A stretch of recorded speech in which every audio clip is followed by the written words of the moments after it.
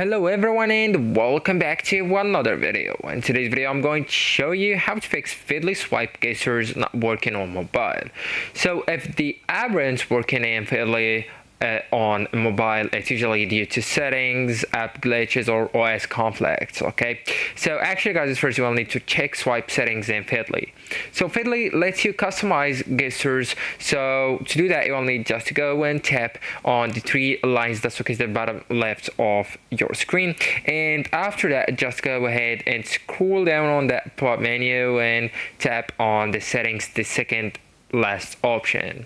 So right here you will need to go with the scroll in the first section and go with smooth. Okay, also you will need, and I do really advise you to copy my settings on Feedly. Okay, so these are my settings. Also right here you can go with, on the default view, you can go with magazine view and card view. It's up to you.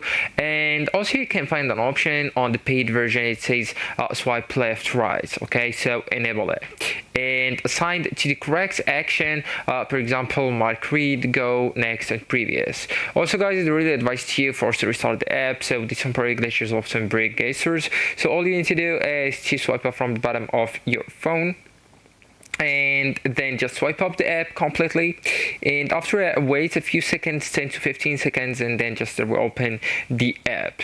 Also guys, you will need to check the system gesture conflicts. So you will need to go with your phone settings or your device settings, and right here you will need to use your search bar that's located at the bottom of your phone and just look for the assistive touch. Okay, so this one, it's the fourth option on my phone, and right here you will need to enable it, okay, to make it active.